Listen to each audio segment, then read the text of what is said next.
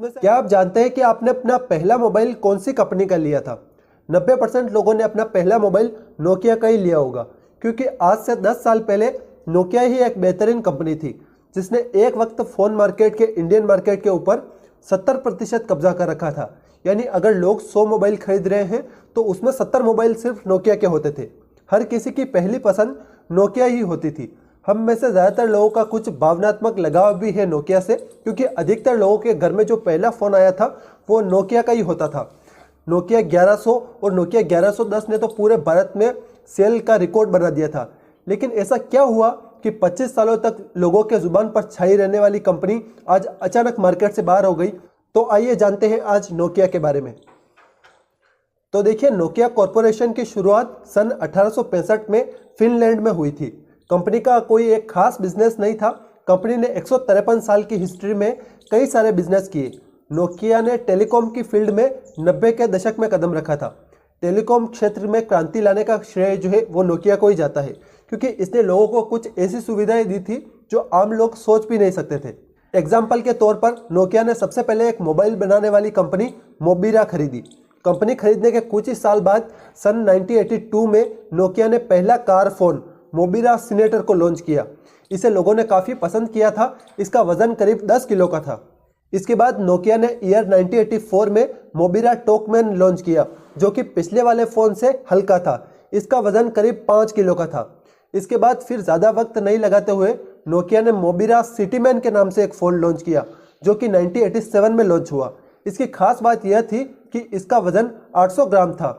इस फ़ोन को लोग कहीं भी ले जा सकते थे। इस फ़ोन के साथ ही नोकिया का प्रभाव धीरे धीरे पूरे यूरोप और अमेरिका में छाने लगा था। इसके बाद नोकिया फ़ोन की सीरीज़ जो कि 2100 के साथ शुरू हुई थी, उसने तो पूरे बाजार में धूम मचा दिया। और इसी के साथ नोकिया मोटोरोला कंपनी को पीछे छोड़ते हुए विश्व टेलीकॉम मार्केट में पहले स्थान पर आ गया।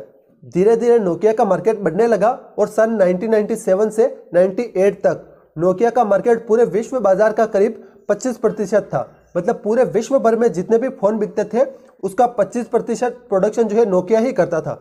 नोकिया ब्रांड की इस कदर छाप थी कि यदि टॉप 50 मॉडल में गिनती की जाए तो उसमें से टॉप 20 तो सिर्फ नोकिया के ही होते थे। उसके बाद कई छोटे छोटे मॉडल्स का नाम आता था। ईयर 2003 के आसपास नोकिया ने 2 मॉडल नोकिया 1108 और नोकिया 1110 लॉन्च किया। इन मॉडल ने तो पूरे भारत के मार्केट में धूम मचा दिया। शायद आप भी नोकिया के इस फ़ोन के ग्राहक ज़रूर रहे होंगे। इस फ़ोन ने भारत के 70% मार्केट पर अपना जो है अधिकार जमा लिया था, जो कि अपने आप में एक वर्ल्ड रिकॉर्ड था। इस फ़ोन की मार्केटिंग के लिए जो है नोकिया को कोई भी प्रचार नहीं करना पड़ा था। माउथ पब्लिसिटी के द्वारा इस फ़ोन को बहुत प्रसिद्धि हासिल हुई थी। इस फ़ोन की सबसे खास बात यह थी कि इसमें एक टॉर्च भी थी, जो कि अपने आप में इस तरीके का पहला फ़ोन था। नोकिया फ़ोन की एक खासियत हमेशा से रही है कि इन्होंने क्वालिटी के साथ कभी भी कोई कॉम्प्रोमाइज़ नहीं किया है।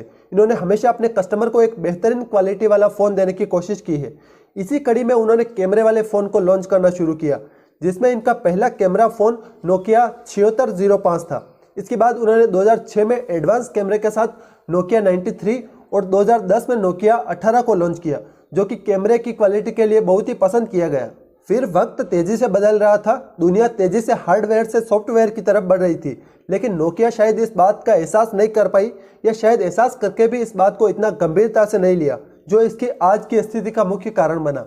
नोकिया अपने हार्डवेयर के लिए प्रसिद्ध था, लेकिन धीरे धीरे दुनिया सॉफ्टवेयर की तरफ बढ़ रही थी और गूगल, एप्पल जैसे नए नए प्लेटफॉर्म आ रहे थे जो मोबाइल सॉफ्टवेयर के साथ लॉन्च कर रहे थे, वह भी नोकिया की कम कीमत पर, लेकिन नोकिया से ज़्यादा फीचर्स वाले फ़ोन प्रोवाइड कर रहे थे।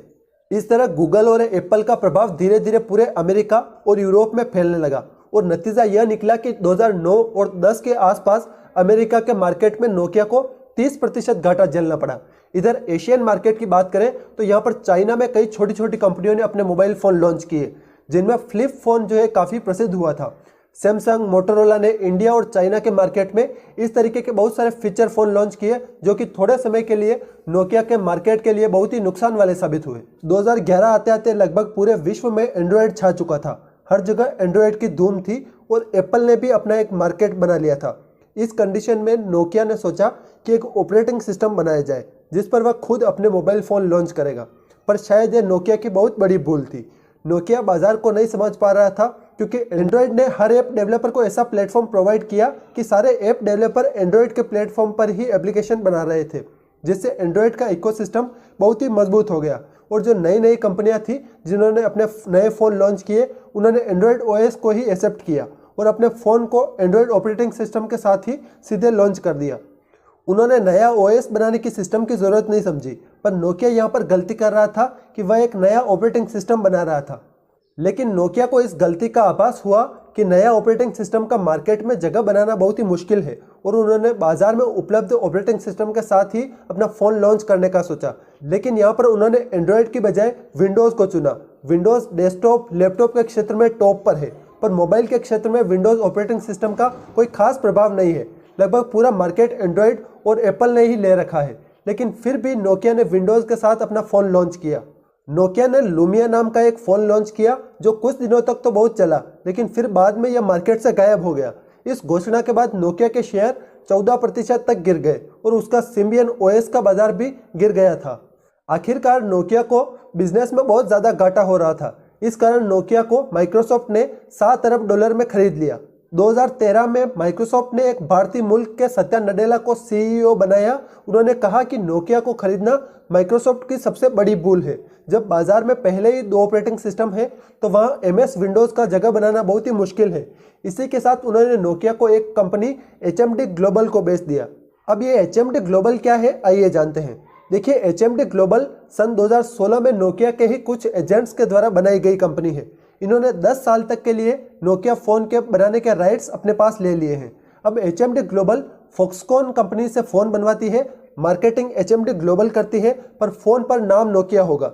आजकल जो आप नोकिया के मोबाइल देखते हैं वह HMD ग्लोबल ही बनाती है। Thank you.